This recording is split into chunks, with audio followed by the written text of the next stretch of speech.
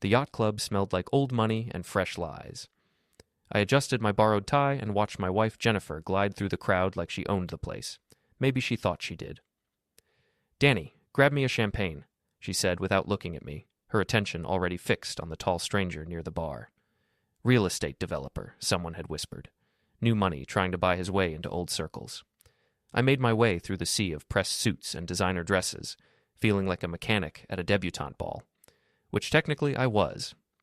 20 years fixing boats at the marina doesn't exactly prepare you for charity galas, but Jennifer insisted we attend. Networking, she called it. I called it torture. The bartender, a kid who probably made more in tips tonight than I made in a week, handed me 2 glasses of champagne. When I turned around, Jennifer was laughing at something the developer said. Her hand rested on his arm. "That's Bradley Morrison," said a voice beside me. Mrs. Henderson from the yacht club committee, dripping in pearls and gossip. "Just bought the old Whitmore estate. Paid cash." I nodded, watching Bradley lean closer to my wife. Too close. "Some say he's looking for more than just property," Mrs. Henderson continued, her eyes twinkling with malicious delight. I walked back toward Jennifer, but she was already moving. Bradley had his hand on the small of her back, guiding her toward the exit. She turned and spotted me, her face flushing. "Danny, I'm going to show Bradley the new marina development," she called out, loud enough for half the room to hear. "Don't wait up!" The conversations around me stopped. Every eye in the place was watching. Bradley pulled out his wallet, peeled off a $100 bill, and tossed it at my feet. "For the drinks," he said with a smirk, "and the entertainment." They walked out together, leaving me standing there with 2 glasses of champagne and a room full of witnesses. The whispers started immediately. I bent down, picked up the money, and slipped it into my pocket. Then I followed them. Before we deeper into this story, I have one small request. Please subscribe, drop a like, comment, and hit that hype button to boost this channel so more people can discover these incredible Reddit stories. My truck was parked between a Mercedes and a BMW in the club's lot. I watched Bradley help Jennifer into his Porsche, his hand lingering on her thigh as she settled into the passenger seat. She didn't push it away. 23 years of marriage. 23 years of her complaining about our small house, our modest income, my lack of ambition. 23 years of me working overtime to pay for her tech startup dreams, her designer clothes, her constant need for more. The Porsche pulled out of the lot, heading toward downtown. I started my truck and followed at a distance, my hands gripping the steering wheel until my knuckles went white. They drove to the Harbor View Hotel, the fanciest place in town. I parked across the street and watched them enter the lobby like they owned it. Bradley's arm was around Jennifer's waist, and she was looking up at him like he was some kind of hero. I sat in my truck for an hour, watching their silhouettes move behind the curtains of a 5th-floor suite. The rage built slowly, like pressure in a boiler. By the time I drove home, I had made my decision. Jennifer thought she was trading up. She had no idea what she was trading away. I spent the next morning at my shop, pretending to work on Mrs. Patterson's outboard motor while my mind raced through possibilities. The boat repair business was slow anyway, which gave me plenty of time to think. My phone buzzed with a text from Jennifer. "Staying at Mom's tonight. We need to talk soon." I almost laughed. She couldn't even be bothered to lie creatively. Around noon, my old friend Tommy showed up with 2 cups of coffee and a knowing look.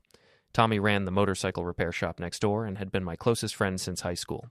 If anyone would understand what I was going through, it was him. "Heard about last night," he said, settling into the folding chair beside my workbench. "Word travels fast in this town." "I bet it does." I took a sip of coffee and grimaced. Tommy always made it too strong. "What are you going to do?" I looked at him for a long moment. Tommy had been through his own divorce 5 years ago. His ex-wife had cleaned him out and moved to Florida with her yoga instructor. But Tommy was the forgiving type. I wasn't. "I'm going to make them wish they'd never met," I said. Tommy raised an eyebrow. "That sounds ominous." "Nothing illegal," I assured him. "Just creative." I spent the afternoon researching Bradley Morrison online. The man had a digital footprint the size of Texas. Social media accounts, business profiles, local newspaper articles about his real estate ventures. He was divorced, originally from California, and had moved to our little Massachusetts town 6 months ago after some kind of business scandal out west. Most interesting was his financial situation. Despite the flashy car and expensive suits, Bradley was leveraged to the hilt. His real estate company was barely staying afloat, and he owed money to half the contractors in town. Jennifer's phone was still connected to our shared cloud account. An oversight on her part, but a gift for me. I could see every text, every photo, every app she downloaded. The messages between her and Bradley were nauseating, but they also gave me everything I needed. That evening, I drove to the marina where Bradley kept his boat, a 40-foot yacht that probably cost more than my house. I parked in the shadows and watched the security guard make his rounds. Old Pete had been working security at the marina for 15 years, and he was about as sharp as a bowling ball.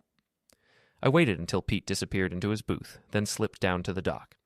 Bradley's boat was locked, but I wasn't interested in getting inside. I was more interested in what was outside. The hull was pristine white fiberglass, probably detailed every week. I pulled out my keys and dragged them along the starboard side, leaving a deep scratch from bow to stern. Then I opened the engine compartment and loosened a few hose clamps. Nothing dangerous, just enough to cause some expensive problems the next time he took her out. I was almost back to my truck when I heard footsteps behind me. "Hey, you there!" Pete was jogging toward me, his flashlight beam dancing across the pavement. I ducked behind a boat trailer and held my breath. The old man's footsteps passed within 10 feet of my hiding spot, but he kept going toward the docks.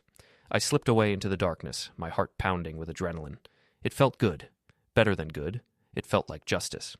The next morning brought the first fruits of my labor. I was having coffee at Murphy's Diner when Bradley stormed in, his face red with anger and his expensive suit wrinkled. "Someone vandalized my boat," he announced to anyone who would listen. "Scratched the hell out of it and sabotaged the engine." The other customers murmured sympathetically, but I caught a few smirks. Bradley hadn't exactly endeared himself to the locals with his flashy displays of wealth and condescending attitude. "Insurance should cover it," offered Murphy from behind the counter. "That's not the point," Bradley snapped. "This is harassment. I'm calling the police." I sipped my coffee and watched the show. Bradley was used to throwing money at problems until they disappeared. This was different. This was personal. My phone buzzed with a text from Jennifer. "Can we meet tonight? Harbor Park at 8? I texted back, "Sure." I spent the day preparing. Jennifer thought she held all the cards, but she was wrong. I had been accessing her messages with Bradley, and what I had discovered was even worse than I had imagined. The affair wasn't just about romance or lust. It was about money. Jennifer had been feeding Bradley inside information about the town's development plans, information she had access to through her position on the planning committee. Bradley was using that information to buy up properties before the public announcements, then flipping them for massive profits. My wife wasn't just cheating on me, she was helping her lover commit fraud. Harbor Park was nearly empty when I arrived at 8. Jennifer was sitting on a bench overlooking the water, her silhouette backlit by the setting sun. She looked beautiful, like she always had. That made what I was about to do both easier and harder. "Danny," she said as I approached, "I'm glad you came." I sat down beside her, leaving space between us. "So talk." She took a deep breath. "I want a divorce." I had expected it, but hearing the words still stung. "Because of Bradley?" "Because we've grown apart," she said. "We want different things. We always have." "What does Bradley want?" She turned to look at me, her eyes narrowing. "What do you mean?" I pulled out my phone and scrolled to the screenshot I had taken of her text messages. "I mean this. The harbor development vote is Tuesday. B should move fast on the waterfront lots." Jennifer's face went pale. "You've been reading my messages?" "Shared cloud account," I said. "You never changed the password." She stood up, pacing to the edge of the water. "You don't understand. Bradley and I, we're building something together. A real future. You're helping him commit fraud. It's not fraud, it's business." I stood up and walked over to her. "It's fraud, Jennifer. And when the authorities find out, you'll go to prison right alongside him." She spun around to face me, her expression desperate. "You wouldn't. Try me." We stared at each other for a long moment. 23 years of marriage. And it had come to this. Threats and blackmail in a public park. "What do you want?" she asked finally. "I want you to understand what you're giving up," I said. "I want you to realize that Bradley Morrison isn't your knight in shining armor. He's a con man, and you're his mark. You're wrong." "Am I? Did he tell you about the business scandal in California? The investors he cheated? The reason he had to leave town in the middle of the night?" Jennifer's confidence wavered. "What are you talking about?" I pulled up another screenshot on my phone. A newspaper article from the San Diego Union Tribune. Real estate developer Bradley Morrison fled the city last week after allegations of investor fraud surfaced. Morrison's company, Pacific Properties, allegedly used funds from new investors to pay returns to earlier investors in a classic Ponzi scheme. Jennifer read the article, her face growing paler with each line. "This can't be right." "It gets better," I said. He's not even divorced. His wife is still in California, still married to him, which makes you the other woman in more ways than one. The fight went out of her then. She sank back onto the bench, her head in her hands. Oh, God, what have I done? For a moment, I almost felt sorry for her. Almost. You've made your choice, I said. Now you have to live with the consequences. I left Jennifer sitting alone in the park and drove home to prepare the next phase of my plan. The house felt different now, emptier somehow, even though Jennifer had only been gone for 2 days. I walked through the rooms we had shared for over 2 decades, seeing them with new eyes. The living room where we used to watch movies together. The kitchen where she would complain about my cooking while eating every bite. The bedroom where we had made love, fought, made up, and slowly grown apart. I was done being sentimental. I opened my laptop and began composing an email to the Massachusetts State Ethics Commission. I attached screenshots of Jennifer's text messages, the newspaper article about Bradley's California scandal, and a detailed timeline of the harbor development project. I didn't send it yet. That would be my insurance policy. The next morning, I drove to the yacht club for breakfast. The dining room was buzzing with gossip about Bradley's vandalized boat. Mrs. Henderson waved me over to her table. Terrible business about Mr. Morrison's yacht, she said, though her tone suggested she found it anything but terrible. The police think it might be connected to his business dealings. Really? I tried to sound surprised. Oh, yes. Apparently he's made some enemies among the local contractors, something about unpaid bills. I filed that information away. Bradley's financial problems were worse than I had thought. After breakfast, I drove to Tommy's shop. He was working on a Harley-Davidson, his hands black with grease. How's the revenge business? He asked without looking up. Complicated, I said. I need a favor. Tommy wiped his hands on a rag and gave me his full attention. What kind of favor? The kind that might get you in trouble. He grinned. Those are the best kind. I explained what I needed. Tommy listened without interruption, nodding occasionally. When I finished, he was quiet for a long moment. You sure about this, Danny? Once you cross this line, there's no going back. I crossed the line the night she walked out of that yacht club with him, I said. Now I'm just evening the score. Tommy sighed and reached for his phone. I know a guy. The guy turned out to be Marcus, a private investigator who owed Tommy a favor from his divorce. Marcus was a thin, nervous man who looked like he lived on cigarettes and coffee. We met at a truck stop outside of town. I need everything you can find on Bradley Morrison, I told him. Financial records, business dealings, personal history, everything. Marcus quoted me a price that made me wince, but I agreed. This was an investment in my future. How soon? He asked. Yesterday. Marcus smiled. I like a man who appreciates urgency. Give me 3 days. While I waited for Marcus to work his magic, I focused on Jennifer. She had been staying at her mother's house, but I knew she was still seeing Bradley. The text messages told me everything I needed to know. I also knew they were planning something big.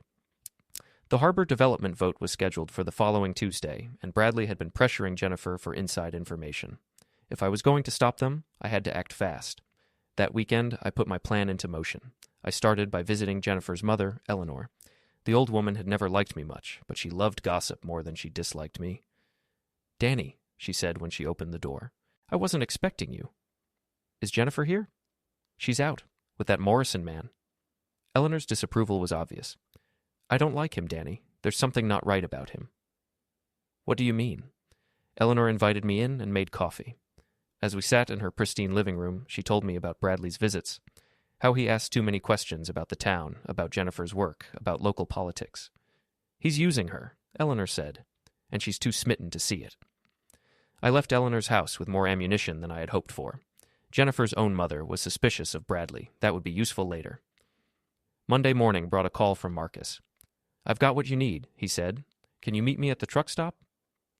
I drove out to meet him, my anticipation building. Marcus looked even more nervous than before, chain-smoking cigarettes and glancing around like he expected trouble. Your boy Bradley is dirty, he said, sliding a manila folder across the table. Dirtier than you thought.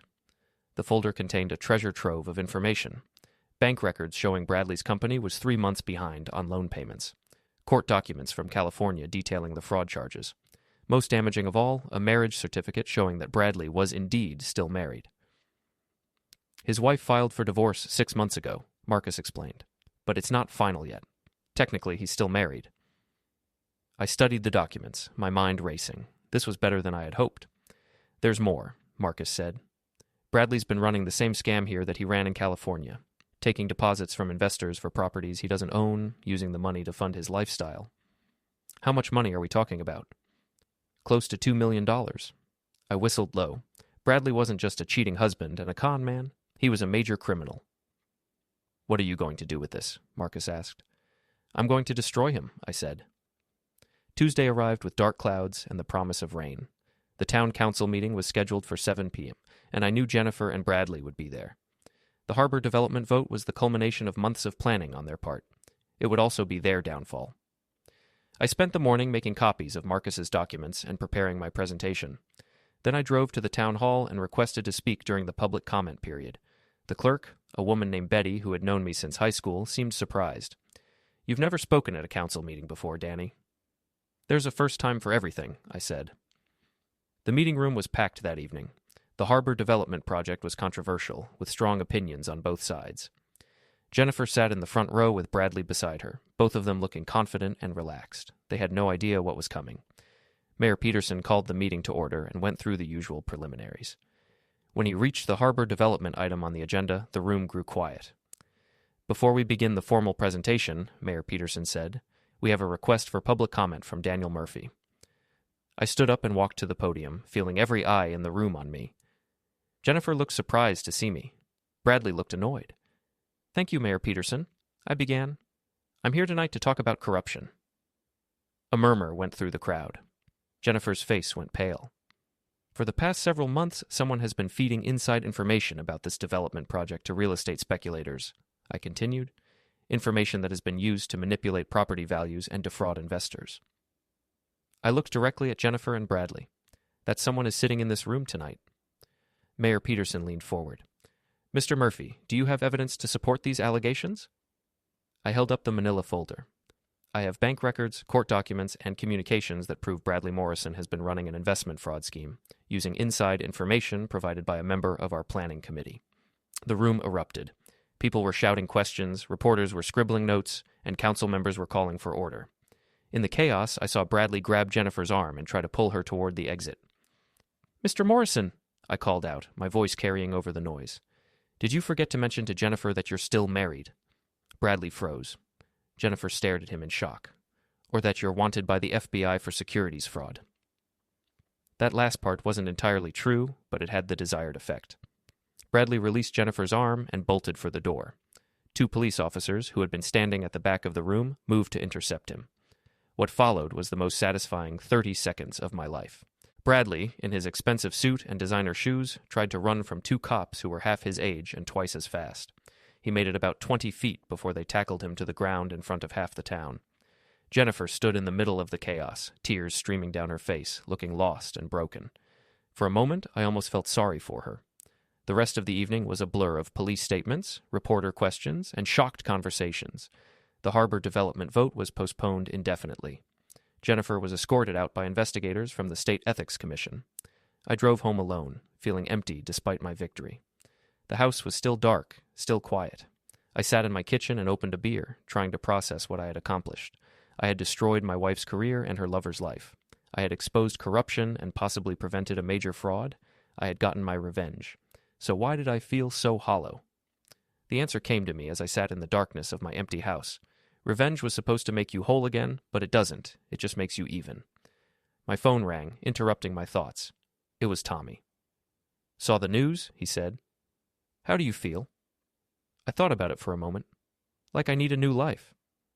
Well, Tommy said, at least you've got a clean slate to work with. He was right. Jennifer was gone, Bradley was finished, and I was free to start over. It wasn't the ending I had planned when I married Jennifer 23 years ago, but it was the ending I had earned. I finished my beer and went to bed, sleeping better than I had in months. Tomorrow, I would begin the process of rebuilding my life. Tonight, I was content to know that justice had been served. The last thing I heard before falling asleep was the sound of rain on the roof, washing the town clean.